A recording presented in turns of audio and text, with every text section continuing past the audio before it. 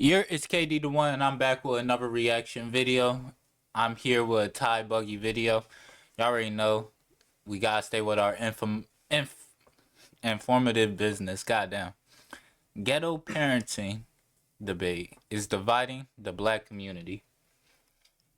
I feel like y'all know where I stand on this. Especially right now I'm a new parent. But something in this mindset, I don't really fully agree on the ghetto parenting, but I want to hear what this video describes ghetto parenting because ghetto parenting could be something different for me. Keep that hood-ish away from my kids. We are raising intelligent, eloquent black kids. All right, that's the topic of today. All right, this young lady, she received some backlash for making statements as such. But before we get into that, let's go ahead and hit that like button, hit the subscribe button. If you're a new subscriber, if you're a new viewer, Really, I feel like that's something that we should strive for, though. The youth is the most important part. Like, I feel like we should strive to make sure our kids are the best versions that they can be. We don't have to sit there and force them to do anything. We don't have to sit there and push them upon anything. But I feel like it's our job as parents to mold them and hope that they can end up being the best people they could be. So if that means taking them out of that hood mentality, or if that means like stop doing certain shit around them, it's valid. Same thing. Haven't seen my baby in probably a month. You know how fast I stop smoking the second I hear like a date that she's coming? you had to hit that subscribe button because I post every single day except for Saturday because Sundays we do a scripture reading. All right. So without further ado, we ain't gonna waste too much time. We just gonna get right into this. Let's do it. I just came on here to say that I'm keeping my child as far away from ghetto shit as possible. I hate everything that come with it. Like, I hate the way that people glamorize the hood, glamorize everything about the ghetto. And it's so stupid to me because when you know better, you do better. But people in the hood don't seem to understand that that is not a good life to be living. Why do my people promote things like going to jail, stealing, doing things that they know they ain't got no business to doing? I'm about to answer her question, and I know I'm probably get a little bit of backlash or whatever. But she says, why is her people like promoting going to jail, violence, shit like that? It's because a lot of these people believe that this is their culture. A lot of these people believe that this is their lifestyle. They was raised up doing shit like this, so they trying to push it on. I'm not saying that's a good thing, but this is like how I say in my other videos. Like, I feel like black people need to be the main people who hold ourselves accountable. Y'all can't say nothing about this lady because she wants to raise her kid better, because she wants to keep her kid out of that life. Even if you say that it builds character, any hardship builds character. Like she says, for a person who knows right from wrong, they gonna stay out of that wrong. It seems like we just don't really be caring. That's not healthy, I believe. Drugs, sex, alcohol, just everything that goes against what, we supposed to really be doing out here in life. That is not the life. Oh, I'm so And here's something else. Ghetto parenting. I'm gonna say it like this. Ghetto parenting, I don't believe it's just a black people problem. I believe a lot of people are willing to raise their kids in a ghetto like facade because of the fact that they want their people to hold up a certain type of characteristic around other people, or you want other people to act a certain type of way. I don't know, No, but I don't mean to cut you off, man. I seen this video. I guess kind of struck me because I thought like, man, I thought it kind of like, you know what I'm saying, favor me a little bit. I was talking about some how certain parents will raise their children up to be like, what's the word? Something or obedient idiots. I was like, damn. I seen a video similar to that. I'm not gonna hold you. It's it's more, I feel like, in our generation, when it was our generation, a lot of kids got raised up to just shut up and listen. And I understand where that would come out as a fallback for a lot of people, especially if you was never able to really express yourself. Because trust me, I believe there's a lot more to it than just shut up and listen. But when it comes to a lot of people really never had the chance to express themselves, pushing that onto another narrative, especially when it comes to raising their kids, they would identify as anything to find that acceptance. So shit, that ghetto parenting probably do come from a stem of people who lived in the ghetto, or it could come from a stem of people who seen that shit and wanted to mimic that. A lot of people say it's tough love, and sometimes it's just like it's just too tough on a child. I'm saying they Good.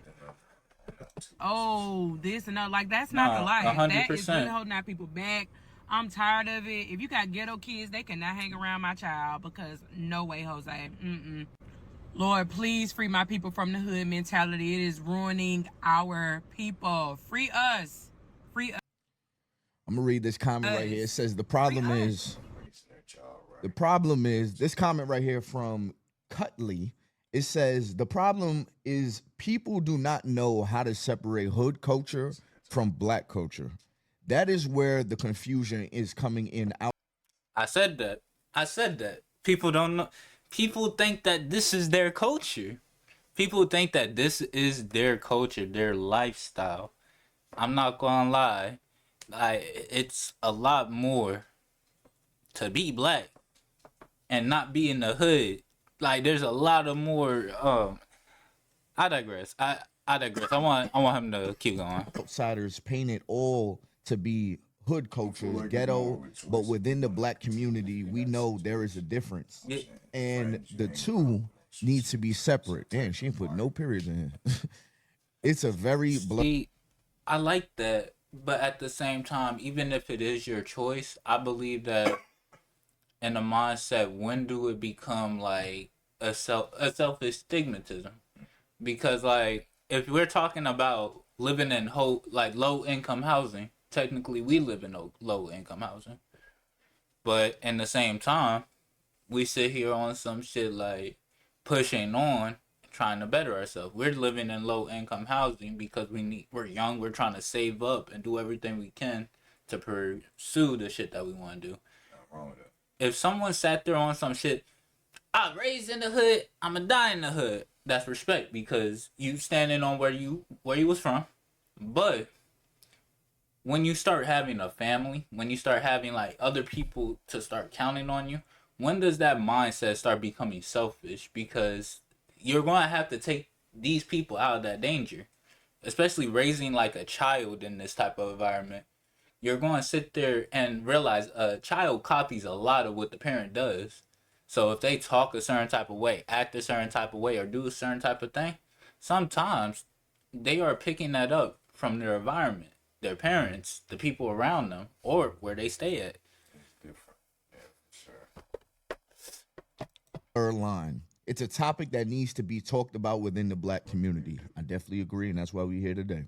Yeah. I seen another comment. We have to stop labeling communities as hoods and by default labeling the children in them. A child is not a product of their environment unless we fail to give them options beyond it. Instead of separating our children from one another out of fear, we should be strengthening the village, pouring into communities, building resources, and creating positive peer environments that uplift all of our children. I'm not going to lie. I'm going to replay that because what he said was perfect. I'm not going to Strengthening lie. the village, pouring into options beyond product, and seen another comment. We have to stop labeling communities as hoods and by default labeling the children in them. A child is not a product of their environment unless we fail to give them options beyond it. Instead of separating our children from one another out of fear, we should be strengthening the village, pouring Exactly what he said.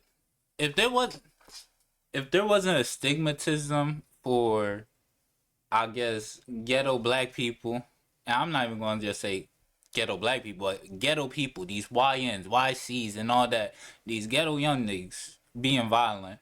There wasn't stigmatisms against these rich people hating everybody and they're out to go against you and all that. It seems like everything we consume nowadays is something to keep us divided. I believe there shouldn't be nothing that keeps us divided in food. I feel like we should sit here and, like he said, strengthen our village, stop the separation. Because, in a true sense, if you do strip these resources away from anybody, they're only going to be a product of their environment. They're only going to take off and consume the shit that's around them. If you give them multiple options, you can see how fast they skyrocket. But again, that's also a stigmatism itself, I would say. I believe a lot of like parents, black people, and all that, they probably don't know all the choices that they can pick. Nothing on them, but if they don't know the resources, then how can they sit here and look out for them? Into communities, building resources, Goddamn. and creating Still positive in the second minute, like peer 2 minute mark. environments that I'm gonna skip a little bit farther. like the ones that play another video. Keep your badass gang banging kids away from mine because I'm gonna give mine permission to do them. We raising nerds over here, but we don't play that. We raising Keep your nerds over badass here. gang bang- Man, this topic really got me thinking right now. But you know what else I've been I don't know. Like, I feel like we do live in a society where, like I said, that gang stigmatism is so favored right now. So, like, when people sit here and have this, like, idea of, like, these kids are gangbangers, like I said, these YNs, YCs are all, I feel like it's more than just, like, a race thing. I feel like this is just something that we've been feeding into these kids, letting them consume. first comment that I read, I think broke it down perfectly. You have people, I don't judge people that are in the hood. Now I mean, because the hood is just a place to live for some people. Now I mean, cheap living, you know, and they're making an honest living, they're living over there. Now you have people over there that are also ignorant, just like in the trailer parks. You know what I mean? You have this everywhere. Anywhere there's affordable living, you're gonna have the knuckleheads. Yeah, I mean, you're gonna have the people that are fresh out and they're the only place they're able to afford is to live over here. Yeah, I mean, the people that can't pass background checks to get good jobs, so they live over here. My problem with it, so with that right there, I don't judge the whole hood. There are people that are in the hood, like for instance, my dad. My dad, he came from Coney Island, I want to say it was Brownsville or the Brownstone building. I forget what it's called, what the city was called. And then he went to Harlem. Me going to my dad's house, I was always going to the hood. You know what I mean? His goal was always to make it out the hood. Now, my dad was raising 5 kids in the hood. You know what I mean? Somebody got shot in front of my little sister's daycare. You know, the whole nine. It was a lot of debauchery going on in Harlem at that time. My dad's goal was he was working construction, everything. My dad's goal was to get us out the hood. He understood the hood was nowhere to stay. Now, I mean, he understood that being around danger is not something to glamorize. It's not the place to be. Like, this is not, you know, the end all be all. This is what will define me, and this what makes me look cool. And that right there is where the problem is. There's too many people that see the hood as the place to be.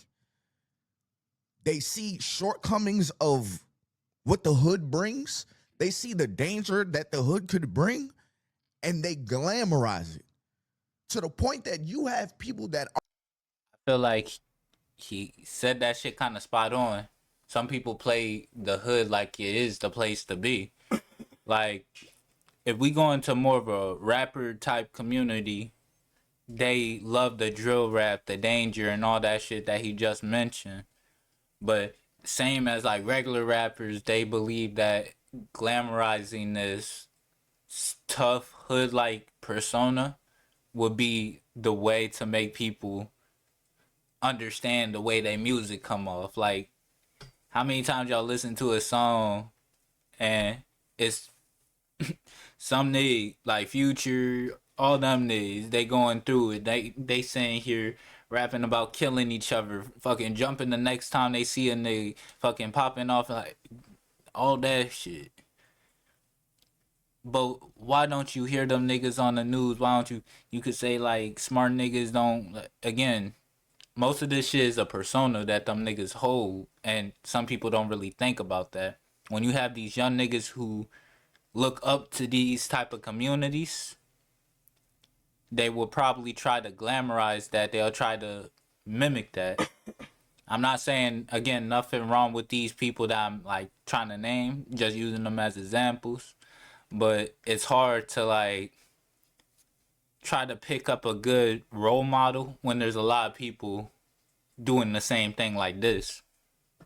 Are not from, watch this. You have people that are not from the hood that are trying to find hood activities. Watch this. My dad brought his family to Georgia. I was still living in New York. I moved out here later on in life. But he brought my brothers and sisters to Georgia. He would post pictures up on Facebook or whatever, and I see the house had 4 bedrooms, 3 baths, or maybe even 5 bedrooms. Yeah, it had 4 bedrooms, 3 baths, 4 baths, and it's a nice house. I'm like, yo, it was 3 baths, excuse me. I was like, yo, I'm living large. Like when I go out there, I finally moved out there. I kind of fast forward. So I finally moved out here to Georgia. And I'm thinking, man, they wear collared shirts, they wear cargo pants, everything. I'm going to school. I start going to school. Everybody got to wear uniform. It was a strict policy. But I realized there was so many people that wanted to be gangbangers. Like, I'm coming from New York. We was some knuckleheads in New York, but these kids were like, I'm not gonna lie, I got a similar culture shock with a story I could mention. Like me coming from Philadelphia, I had my family move down here probably like when I was a young age. But again, knowing where I came from, it felt like a complete culture shock to see the people down here. A lot of these people were young, more jumpy, energetic, more sociable, and I fuck with that. I thought that shit was cool.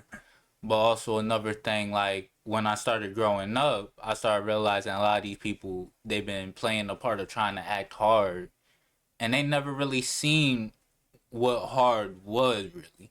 I'm not saying like anything really. It's just like there wasn't nothing really around here that was known, or at least around there that was known. So like when growing up, I used to pick out a lot of these people. You could tell when a lot of these people used to carry this facade of trying to act hard, tough, ratchet, act like they gang members, all that shit.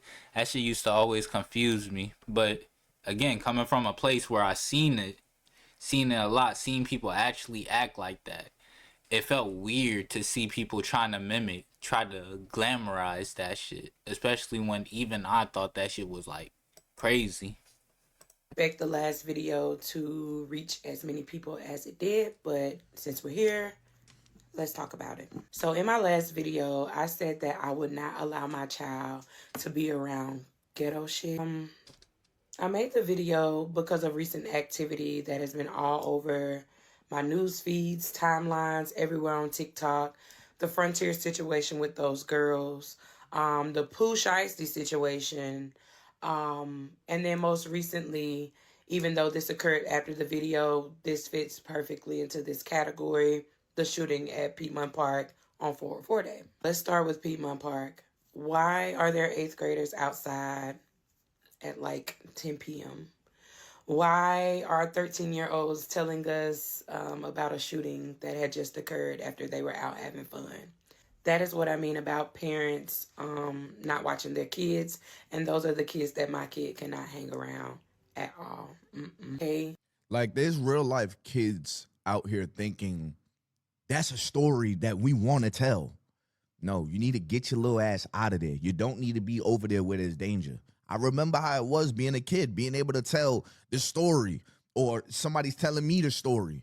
And it's almost like that was a cool thing to be able to tell a story about, yo, we almost got killed that night. Remember that? Remember they were shooting past out? That was crazy. It's almost like it's cool. So now you have people that know something's dangerous, but they want to find themselves over there so they could be able to tell something.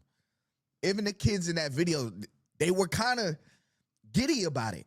Now, I mean, like, yeah, and then this happened. Like, bro, do you understand somebody lost their life tonight? No, they don't understand. They're kids. But we have made it to the point where it's something to glamorize, to go through that. These kids don't even know. That's trauma. Yeah, we started living in this generation where we started glamorizing our trauma. We're like, to be a survivor was such a great thing. I remember, and this was way back. One of my first discussion videos that I looked at when I was a jit. It was talking about the type of people who would actually sit here on some shit with the survivor mentality and how they would act versus the people who I forgot what word they used it. It wasn't a victim mentality. It was a survivor versus something else, like just a normal, subtle or some shit. But the way that they described it, it was just describing like the ghetto nature of people, how they will use this type of mentality to survive, take it day by day, that they will grow numb to this and they will glamorize the moments of their shortcomings or when they almost lost themselves, lost their lives or anything like that because they're still there in that moment. They will glamorize the type of mindset of what doesn't kill you make you stronger and shit like that. And again, like I said, that I don't think that's the most healthiest mindset. But fuck what I say. This is really a video for people who feel like they come across for shit like this. Like I said, most of my videos are just here to inform y'all, to let y'all think. Like, I love informative videos because in this, it's just supposed to have y'all think, like, what's your mindset on this? How do you feel? Have you been raised in a ghetto mentality? Have you been raised in the hood or whatever it is? And do you sit here and actually think upon shit like this? I'm thinking real hard about this. I'll let you know about what I think after. Alright. If y'all want to see more videos like this, please like, comment, and subscribe. If you want to see what Ty was talking about the free money, you know, I'm going to have that in the link in the description. Same for the OG video. And if y'all want to see more content, y'all already know what to do. I'll see y'all boys next time. Peace.